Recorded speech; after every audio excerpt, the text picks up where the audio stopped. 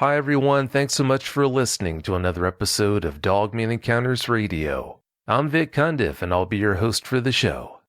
Before we bring on tonight's guest, if you've had a Dogman encounter and would like to speak with me about it, whether in private or on the show, please go to dogmanencounters.com and submit a report. I'd love to hear from you. If you've had a Sasquatch sighting and would like to be a guest on Bigfoot Eyewitness Radio, please go to bigfooteyewitness.com and submit a report. All right, let's bring on tonight's guest. Tonight's guest is Kathy. Kathy, welcome to the show. Thank you. Pleasure to be here. Oh, it's great having you. Kathy, please give us a brief bio on yourself. Well, I am a retired nurse, mother of 2, grandmother of 4. I live in California, in the foothills of the San Bernardino Mountains. I'm active in the community, and I'm an animal activist. So, do many adoption assistance programs, vetting animals, and anything within helping our creatures on this planet, I'm in. I was the original Greenpeace on the boat, helping the whales, and loved it, and been an advocate ever since. And that's me. Considering everything that you get into, do you have time to sit down? Rarely. Rarely. But that's okay. When I do sit down, it's good, because that means I've done a good job and had fun during the day. So it's all good. My life is happy, and I'm happy to share what I have seen with, your audience.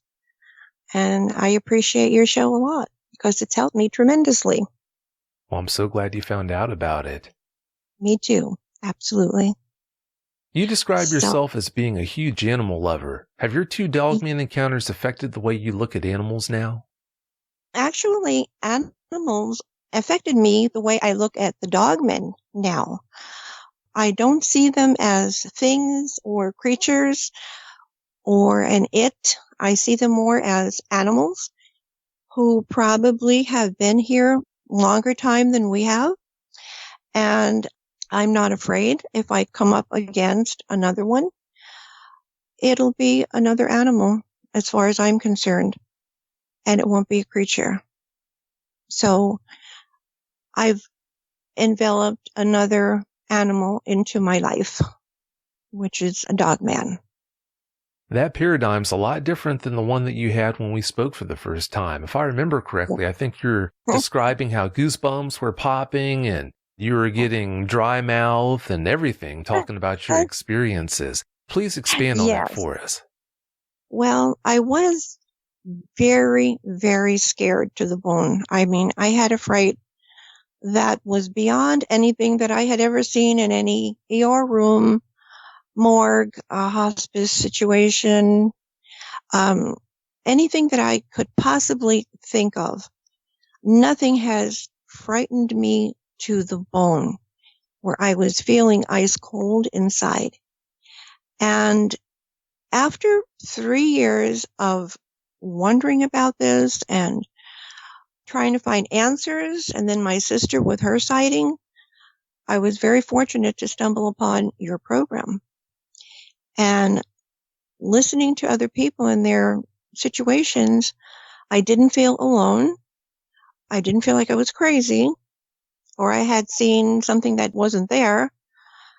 I found that it was real. Other people have seen them.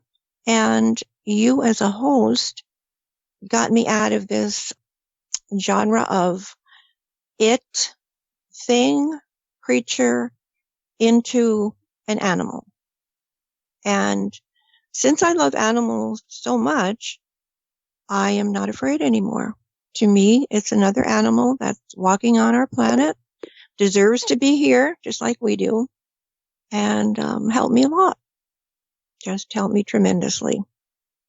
Because yes, when I did see it, I picked up my dog, ran in the house, called the police, kept looking out the window, wouldn't go out any longer when it was dark, whether morning or night. And now I won't go out in the morning before dawn because I take my little dog out now, and maybe the coyotes will get my little dog. That's what I fear now, is the coyotes. We have a lot of them here. So you have helped me tremendously. And I don't feel like what I saw was not there or wasn't what it was. Oh, maybe it was a dog. No, it wasn't. It wasn't an ordinary dog. It wasn't a full bred. It wasn't a crossbreed, inbreed, outbreed. No, it definitely wasn't. It wasn't that. So with that said, I can't thank you and your audience enough.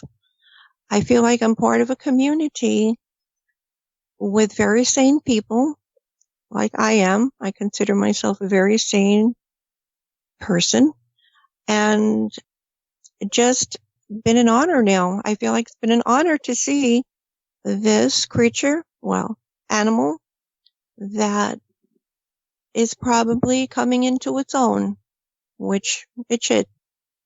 I'm so glad to see this change in you. The fact that you can deal with those experiences in such a healthy way now, that's why I do this. Well, you do it well, let me tell you. You do it very well.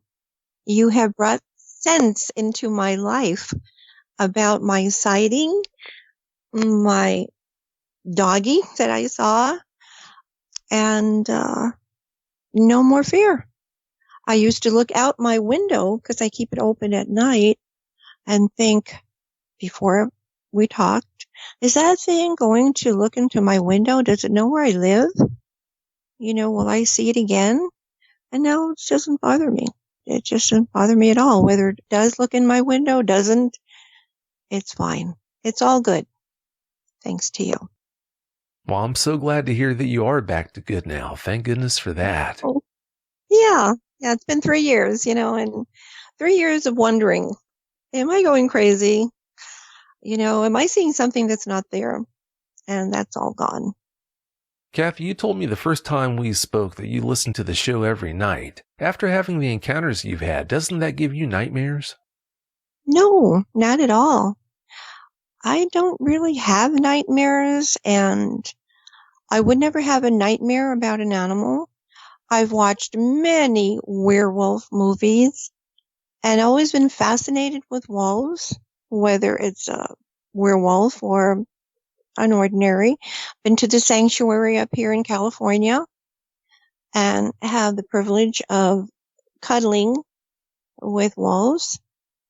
And no, because now, I know that it's an animal, and I'm not afraid of animals, so I don't have nightmares. Oh, great. Glad to hear that you're dealing with this in such a healthy way, so that just makes it even better yet. It is better. And it's just another animal maybe I could rescue someday that might need my help. Between being a nurse and an advocate, never know. I can do first aid on just about anything that's alive. And I've done many animals. And that's why I'm going to plead with the audience. If they see a dog man in their travels, please don't hurt it. Don't shoot it. Don't be brave because you have a gun and it doesn't. Just leave it alone. If it's non-threatening, leave it alone. That's all I have to say. Well, it says everything about your character to know that you feel that way about something that terrified you so much at one time. Like I told you before, I'm really impressed. When you were 8, Kath, you had an unnerving experience in the woods behind your home one day. Please tell us what happened. Well, I lived in New York, born and raised in New York, and came to California in the 70s. In New York, we had a lot of wooded areas around my house, and I would spend, I would say, half my day in the woods. Climbing trees was one of my favorite things to do, and rolling in poison ivy to see if I could catch it. So, I was in the woods alone, and the leaves had fallen on the ground, so it was crinkly. Well, I was walking alone, and all of a sudden, I heard footsteps behind me. Now, these were not shuffling in the leaves footsteps. These were definite, heavy footsteps like a man with a pair of combat boots would have on, and stomping through the woods. Well, every time I stopped to see, well, maybe, I should turn around, or I wonder what that is, the stomping would stop. I would continue, it would continue. So this went on for 3 times. I stopped 3 times and never turned around, but my adrenaline kicked in, even at that young age, and I got scared. And I took off, ran out of the woods, and there were stairs that went up to the dead-end street that I lived on, and ran into my grandmother, her house, and just was afraid to tell anybody anything. But that was one of the things that stand out in my young mind the most, hearing those footsteps behind me in the woods. And I, like I said, didn't turn around, so I don't know what it was, but it didn't sound human. Humans will shuffle, will kick a rock. I mean, my friends and I did that. Many leaves were on the ground, and this was just stomping the leaves, stomp, stomp. I would go, it would continue with me. And I wonder to this day what that could have been, because I don't think it was human. I mean, in my young mind, didn't know, but in my adult mind, I don't think it was human. I really don't. Now, we had never heard of Sasquatch before, but when I got to my grandmother's house and basically told her in Italian, she said, lupo, male. That means male wolf. And she said, do not go into the woods. Don't go to that part of the woods. And that's it. She dropped it. She wouldn't talk about it anymore. And I never did. I never went back into that part of the woods. So we as Italian people love the moon. We look at it when there's a full moon. My grandmother had a lot of superstitions about wolves. And my mother and I, when she was alive, used to go out and look at the moon. I used to tell her, Mama, bella bellissima luna. Come on, look at the moon. So might be a connection there somewhere on maybe werewolves, or I don't know. It's the older I get and the more I'm listening to these types of animals that haven't been around or may have been folklores, I'm starting to wonder, maybe there's something to that. Not necessarily a werewolf, but a wolf that can walk on 2 feet. So I'm leaning more towards wolves because we didn't have Sasquatch. We didn't know what Sasquatch was when I was young, but my family did certainly know about the full moon and about wolves. So that's why I tend to lean towards that. Do you think your grandmother responded the way she did because of an encounter that she might have had? Yes, I do.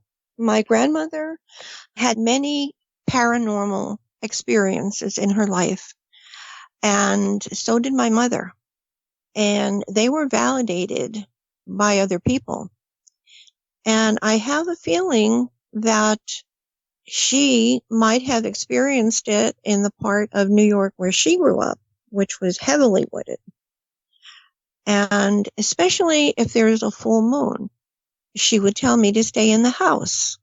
And not, of course, a lot of grandmothers don't say why, they just tell you don't. So I stayed in, even if it was, other kids were out on the street playing. I would stay in the house, and she wouldn't tell me anything else except don't go into that part of the woods and stay in the house. So my grandmother definitely had paranormal experiences. In the cellar that we had, she saw a thing rocking in a chair with a black hood and a sickle. And she got so scared, she ran up the stairs. And 3 days later, this person in the house died. So she believes that she saw death and other things that she would talk to with her other friends, but I'd be there listening. And she speaks in Italian. Well, I learned to listen to it in Italian, and they tried not to let me hear, but I did anyway. And she would go on and about other things. And my mother was the same way. So there is a common thread that runs from my ancestors, and I think the thread is running through me because I have been in that situation also, with my Dogman friend being the latest. Actually, not really, because my sister did see I will say a creature, because I didn't see it, leaping down our street. It was gray, and it was leaping down the sidewalk. And my sister we're not afraid of much. But she got so scared, she ran into the house. She was locking the cars, and this was about 12:30 at night. And she peeked out the door, and it was gone. She said she saw it pass the house, but she couldn't see it any longer because it ran so quickly. So that was another experience that I was part of because she was scared. I tell her, don't be scared. It'll be okay. Well, it sounds to me like that thread runs through both you and your sister. Before you tell us about your other encounters, Kathy, please tell us more about the area where you live, since that's where the encounters we're going to talk about happened. The area that I'm in right now, it's a very small city. It's called Azusa, California. We are at the foothills of the San Gabriel Valley Mountains, which is a huge mountain range going from LA County all the way out to San Bernardino County. I've hiked quite a bit up into the canyons, and we have an A that's way up in the mountains. I've hiked up to that. This was during the day, so I have not done hiking after dark or camped out or anything like that. But we do have a lot of coyotes that come down, very large coyotes, but I know what they look like, and they're just here. They're just trying to eat and hungry. So the city is small. There's plenty of water. There are dams around us, and then there's a lake up in the mountains. So it's a pretty nice city, family oriented, and don't like being here as much as New York, the East Coast, but it'll do. Raised my children here, so I'm stuck. Now I have grandkids, so can't leave. And that's where I'm at. It does sound like a nice area, so it could always be worse. Yeah, it could be. It's just that my heart is back east because I miss snow. I love New England. I miss the snow and the falling, the leaves that turn. We don't have much of that out here, but it's a good city. It's good. I'm happy here. It sounds like it is a nice place. All right, Kathy, please tell us about your encounters now. Give us every last detail that comes to mind. Okay. Well, it was 5:30 in the morning, and that was the usual time. I would take my pit bulls out to the front lawn to have their morning relief. And I had my white pit on the lawn. She's 65 pounds. She can be aggressive if she feels I'm being threatened. So I was standing on the lawn waiting for her to finish her business, and I looked up, and around the corner on the other side of the street, I saw this animal or creature. Then it was a creature, now I feel it's an animal, walk around the corner, and I could not believe my eyes. This animal was so big, so well built, ears pointed. I can never forget the ears, and the snout. The snout on it was longer than I had ever seen on any dog, whether German Shepherd or Doberman. It was long and it was a big snout. It had, I would say, dark brown, but I saw light brown fur. It was heavy looking, and it was walking on all fours with a purpose. And I think that's what probably frightened me more than anything. Usually a dog will, if it's alone in the street, will look either way, or if they're lost, they look scared. You can tell when it's a lost dog or a dog that's, going home. They will make some kind of head movement. They won't be walking like this was. This animal had its head straight forward. I saw the eyes. So I was trying to focus on the face after the body. It was under the street light. It had amber eyes, not glowing, but very big eyes. I remember that. And ears pointed. The back legs looked shorter than the front legs. And I thought that was really unusual. It had a tail, and it was bushy because it did have a lot of fur. It was shiny, and the front legs were longer than the back. I didn't notice the feet or the paws, whether it had nails or just didn't notice it. But I was watching the way it was walking, and it was walking deliberately. Well, I've never gotten so scared in my life. I thought, and the first thing that came to my mind was, that thing is going to jump my fence and kill my pet. Those were the exact words. I can remember them verbatim. So I picked Christina up, all 65 pounds of her, and I ran into my house. So I kept peeking out the window, and I saw this animal go behind a car that was parked on the other side of the street.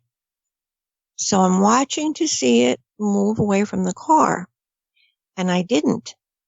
But I did hear one car that was going by, because traffic was very light, beep its horn at, I would say, at this animal, and go by, and kept looking and looking, and I never saw it again. By this time, it was close to 6 o'clock, and it was, fairly light, and the people were jogging and walking their dogs and coming to life. And I'm thinking to myself, where did it go? Where could something so big go without anybody seeing it or screaming or, doing something? But nobody seemed to be aware of this thing. And I got so scared, I called the police. So the police were of no help whatsoever. They said, if it's not a domestic animal, I'm sorry, we can't help you. But keep your small animals inside.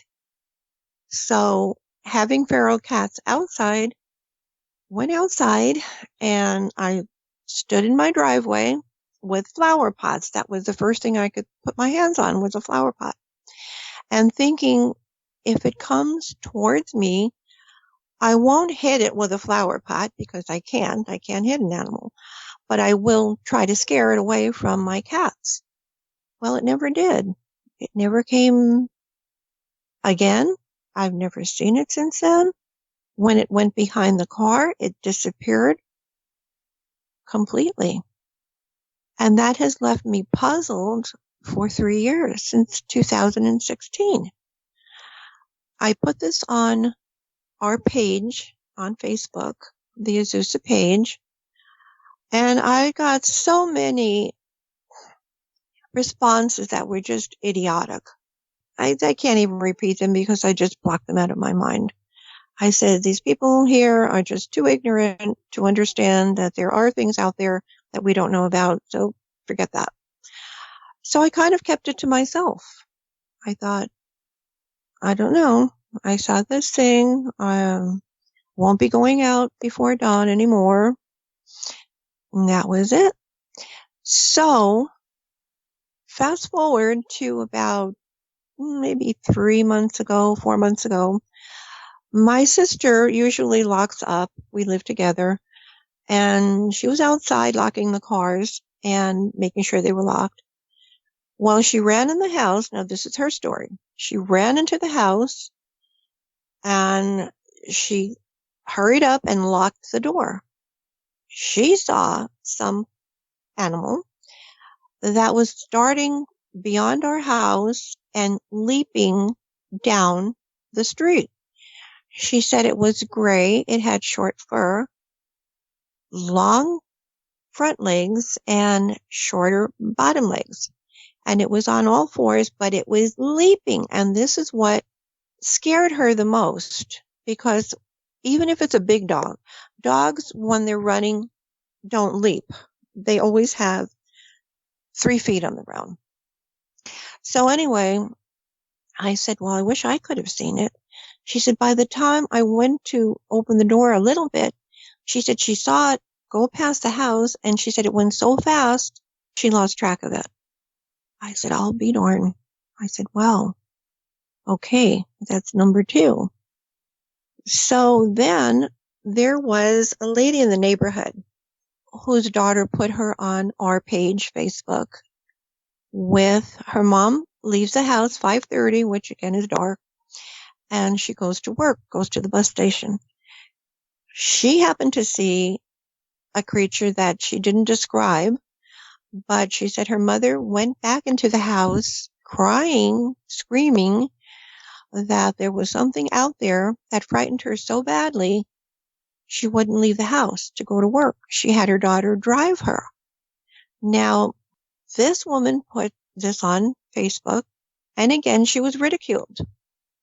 So I felt bad. She said, from now on, I will take my mother to work. This is the 3rd sighting within this area, within 3 years, that I know of. Now, there had been a niece of my sister's through marriage who saw the exact same thing that I saw. And this is in another town. She saw a huge animal with the same features, basically the same. And it scared her so much that her and her friend, they were going to a baby shower, stayed in the car, or were coming home. I don't know, one of the two. But they were so scared that they happened to stay in the car and shake. I mean, she's a principal of a high school. She's a very clear-thinking human being. And she said she had never seen anything like that. So big and so scary in her whole life. So that's another one. Now I have a friend in another town that lives right on the railroad tracks. And her nephew and his wife have a house in the back, a small house in the back. And he is a really tough guy. He's not afraid of anything. So he and his wife were out, in the little patio out there. And on the side of the shed, he heard a growl, a very low growl. So they looked at each other, and he went around to see if it was maybe a dog or something that had escaped. But he said this growl was so low that he almost felt it in his chest. That had to be a very low growl. So he went around and he saw a gray animal standing up with pointed ears, long snout, and it had its face towards the wall. There's a wall back there. So he got so scared that he backed away. He said, I'm not turning my back on this thing. So he was walking backwards, and all of a sudden it jumped up an 8-foot wall and jumped over the wall. And I think that scared him more than anything. So he has been sending me pictures. He's been talking to me about this. I'm trying to explain what it might be. He said, but I was so scared. And David is not afraid of anything, not people or certainly not animals, because we're all rescuers. So he says this was standing on 2 back legs. The legs looked like they were backwards. And he was getting every ounce of this animal in as fast as he could because he knew he was going to run. So the last thing was jumping over the wall. He cannot get that out of his mind. Now, my friend, prior to this, she had been outside smoking in the back. Doesn't smoke anymore, but she used to. And she's another rescuer that I work very closely with. She had heard in the corner, before these people moved in, very low growling, to the point where the little kitty that she was petting on her back porch took off. I mean, the little cat took off. My friend ran into the house and slammed the door and locked it. And she said that was the most horrifying sound that I ever heard in my life. Now, this was years before David had this sighting. And I'm just wondering if that's part of what he saw, because they're very close to water, they're close to railroad tracks and woods. There's a wooded area behind them. So I'm trying to put all this together and thinking these creatures are coming out, perhaps because we're encroaching on their land. They breathe, they walk, they procreate, and I'm sure they have, mates, because on one show I heard there was a male dogman and a female. The female was shot.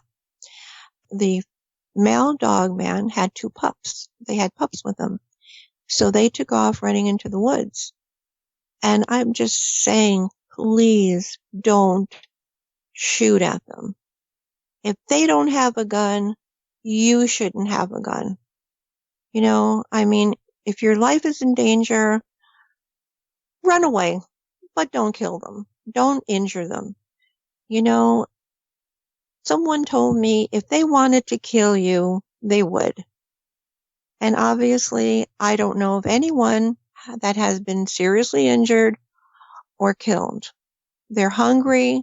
They're trying to feed their young, just like everybody else. So that's my plea to the audience. Please, if you think you're a big hunter, which I can't stand anyway, if you come across a dogman, please don't kill it. Please. Don't try to prove anything, because we can't. We can't prove anything by killing an animal or a cryptoid. We can't. So, with that to be said, I am not afraid of seeing this anymore. If I do, I'll feel honored to see it, because that means it has confidence to know that it's not going to be hurt by our family. And perhaps we're just taking too much of their living places away, like we're doing with every other animal on this planet. So that's all I have to say. I've seen many things, but this one was the best. It was absolutely the best.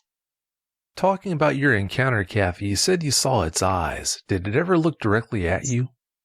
No, it didn't. It didn't. It didn't pay any attention to us. And my dog, surprisingly, if it was a dog, it would have gone ballistic. I saw the eyes because I was focusing on its face. And when it got underneath the street light, it's a very bright street light, I saw eyes. I saw amber-colored eyes. And they were large. They weren't slanted like a wolf's eyes, but they were more rounded. And to me, that was just fascinating. They weren't glowing. They weren't anything else. But because they were under a bright street light, I could see that they had, my cat has almost the same color eyes as this animal did. And it was like an amber gold. And that's what my cat has, amber gold eyes. And I was trying to drink in every possible piece of fur or tail or anything I could drink into my mind so I could think, okay, am I really seeing this, or this is my imagination? So that's why I really took a very close look at its face, its snout, ears, body girth, and length. And I can say they were glowing because they weren't, but I could see the color. I could actually see the color of their eyes, just like I could see my cat's eyes. They're gold, amber, like an amber gold. And that was just fascinating. Just absolutely, but it wasn't looking at me. That's the strange part. It was coming towards, it rounded the corner. My street is not that wide. So it was rounding the corner, going underneath the street light.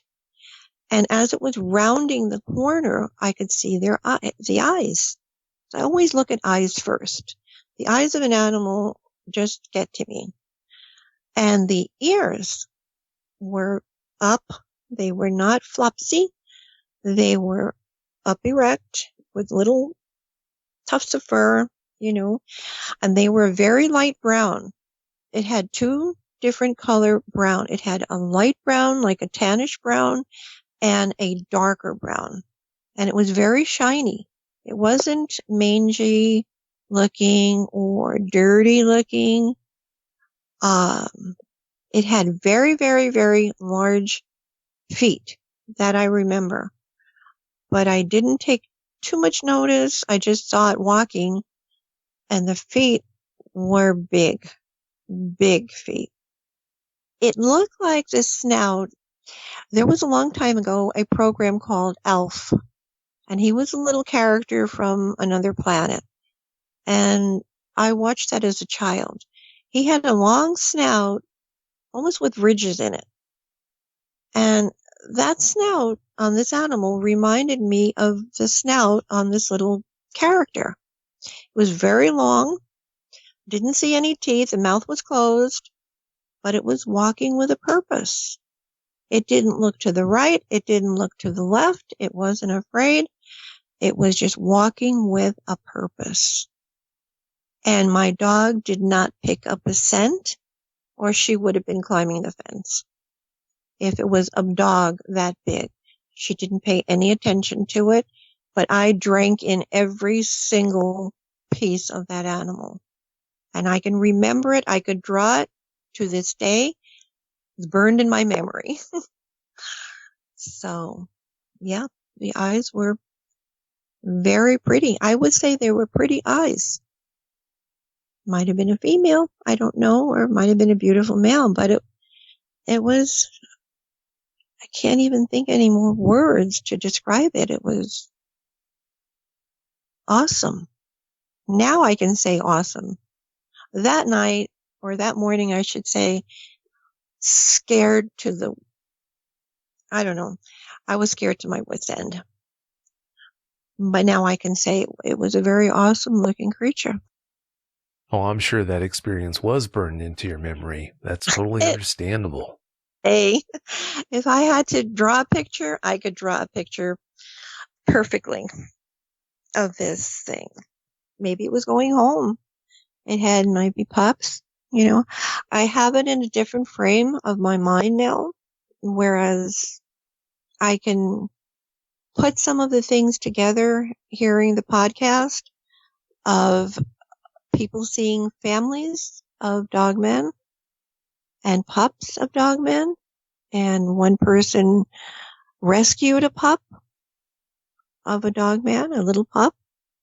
So I can really fit these animals into my mind's vocabulary of what I know as God's creatures. And that's how I'll see them from here on in. Can't say I won't be startled if I see another one, especially if it's bipedal. That will startle me, but it won't scare me.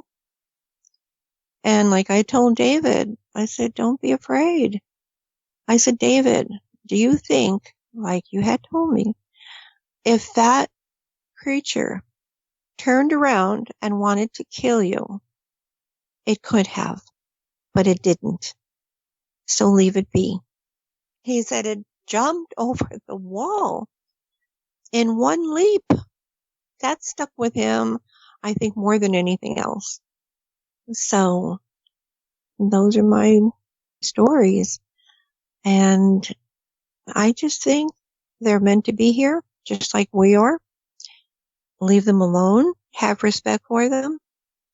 Know you won't be hurt. They're just probably hungry and don't want to eat us. And I don't think we're the tastiest things on the planet. So I would say leave them be. Admire what you have seen. Be honored to have seen one. And go about your business. And that's what I plan to do from here on in. Yeah, they're definitely here whether we want them to be or not, so not much we can do about that. Did it ever move in your direction, giving you the impression it was coming for you? No, that's the funny part. When it rounded the corner and I saw it for the first time, I saw the eyes because maybe it was looking at me at that time just to look, but it never gave me the sense that it was going to cross the street. So this fight or flight feeling was within me. Even though it was walking straight down the sidewalk, the first thought I had was that thing is going to jump over the fence and kill my dog. Even though it kept walking straight, after it rounded the corner, it was out of the light of the street light behind a truck parked in front of us, the other side of the street. And we don't have any houses over there. It's just a large building with a lot of trees. So it just bothered me that I couldn't see where it went to. And why didn't other people see it if it was that large? One did, because he blew, like I said, he blew his horn. It was a red car, red truck. And I've always looked for that red truck. Wanted to know what he saw, but never saw it again. And after that, I came to the house with her in my arms and kept looking out my window. And I never saw it again. So I can't imagine if it ran. I mean, I know they run very, very fast. So it could have run towards the mountains again and just gone home. That's what I'm hoping. Because that bothers me probably more than anything. Where did it go? After I saw this, after I came into the house, where did it go? That's amazing. And I hope it made it back to where it was going. Oh, I'm sure it did. Yeah, I am too. Because it's a very small city and we have our own page, and somebody would have said something about it if they had seen it. We do have some sane people here, but then we have people who would just ridicule everything. I guess that's in all cities. And when you have a bunch of people, very few people will agree on one subject. So that's my sighting, and that was a doozy. But now that I'm more into the community and I've heard more people that have seen creatures such as I have, animals, I don't feel as alone as I did 3 years ago. I mean, I felt completely isolated. I had no one to tell this to that would believe me. I told my daughter. She said, "Sure, Mom." Went back to her computer. So I said, well, I'll keep it to myself. Someday there'll be someone to talk to, or other people that are, out there and having the same sightings, or coming across the creatures I have seen, or perhaps walking in the woods and hearing footsteps behind them, because that has never left me as a child. And my grandmother not wanting me to go to the woods in the full moon, all these things have stayed with me. And perhaps for a reason, to prepare me for a new species, which are being every day. We find a new species of animal. So why not Dogman? I don't know if it's possible to ever get used to the idea of having dogmen around, but it's hard to say what you can get used to. You said you thought it was going to hop your fence and kill your dog. What did it do that made you think it was going to do that? Just by looking at it. And never did I have this thought of any dog walking on the street that's going to jump the fence and kill a pit bull. My dog was huge. And she was not afraid. She was a very nice dog, but she wasn't afraid of anything. And she was highly protective of me. Now, I didn't say in my mind that it was going to jump over the fence and kill me. Something deep down inside of me perhaps thought my dog was food, and I could only think that it would jump the fence and kill my dog, because my dog perhaps was food, and I wasn't. That's the only way I could justify that thought, because I wasn't afraid for myself, didn't have that fear for me, but I did have it for my dog. And believe me, picking up 65 pounds of dog, all muscle, was not easy, and running into my house. So that's why I was so afraid for her and not me. I was just trying to wrap my head around whether I saw this or not. And I'm thinking, okay, I saw something. That's why I'm in my house with Christine in my arms. So yeah, it was her. It wasn't me. And she was white. So perhaps I thought, and an animal, of course, that it might have killed her and taken her as food. Why do you think your dog never seemed to realize it was there? I feel this because it's not pure animal. Well, I don't know. I'm fighting with myself, thinking if she didn't pick up the scent of an animal, what is this? Because she's so aware. Even at 5:30 in the morning when people would walk their other dogs, she would look, she would go to the fence, she'd track them, even on the other side, until they were gone. But with this, she was walking around the lawn. It's like she didn't even see it. That was a really strange part, She is very aware. She's she passed away. She's a very aware dog of anything. I mean, even when she slept with me in my room, she heard something at my window and she did Kodiak bear. She stood up like a Kodiak bear with her arms out and her legs out, ready to kill whoever or whatever was out there.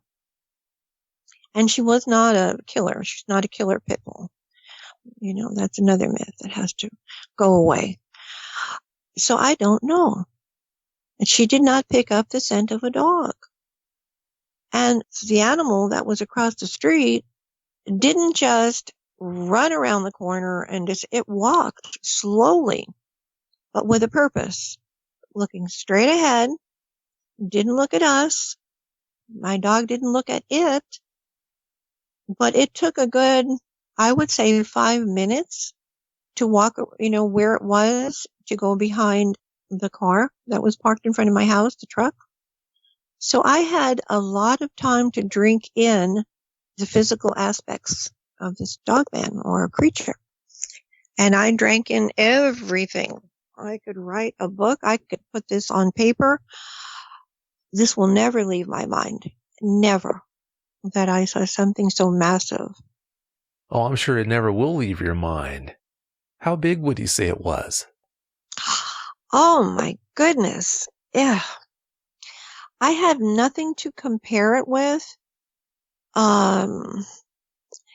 It was, but I can assume because it was huge.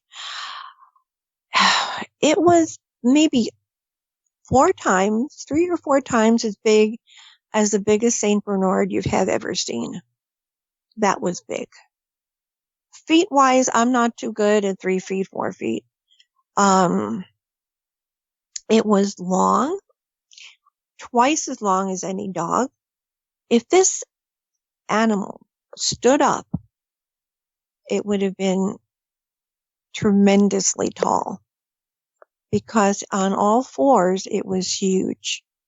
The back of the neck had more fur than any other place on the body, but it did have a lot of fur. It wasn't bald, or I've heard no fur at all. No, this was fully furred, but it had more fur on the back of the neck that I noticed. It was, I would say this, because we had a Saint Bernard and that dog was huge. And the head was huge. I would say it was 3 times, easily 3 times my Saint Bernard. And my Saint Bernard weighed 165 pounds. It was one of the biggest. So go figure how much. It was at least 300 pounds or maybe more because it was long. It was long. The legs in the back were longer than the legs. No, in the front, it was longer than the back. It looked like, the shape of a hyena. A hyena has a sloped back. It reminded me of that, like walking like a hyena. So I don't imagine things. I'm one of the most grounded people that other people know. I'm very prominent in the city, do a lot of volunteering, but in my whole entire life, I have never seen a creature like this. I hope you never do see another one. That wouldn't be good. Well, we're about out of time, Kathy, but before we get out of here, do you have any closing comments you'd like to share? The comments I'd like to share, I will reiterate about hunting and shooting and some things I've read on the podcast made me really angry because I don't believe in hunting and killing just to kill. I don't eat animals anyway. Please don't be brave and think you're macho or whatever and take a rifle and go into the woods and purposely try to look for a dogman. If you see one, I'm asking you to leave it alone. Unless your life is threatened, that's the only time I can see as to shoot an animal. Because I've been a shooter, but I've never shot an animal. I'm a sharpshooter with handguns. And I would never think of shooting anything that even looks like an animal. So please, don't be brave. Only if your life is in danger, leave it alone. Let it go back to its family. It's leaving you alone. It's maybe curious, but just leave it be. Well, that's all very well said. Kathy, I want to thank you so much for coming on and sharing those experiences with us. I really appreciate it. Well, thank you. It's been a pleasure. And thank you for your help. Well, you're welcome. Thanks again so much. Have a great night. If you've had a Dogman encounter of your own and would like to speak with me, whether in private or on the show, please go to dogmanencounters.com and submit a report. I'd love to hear from you.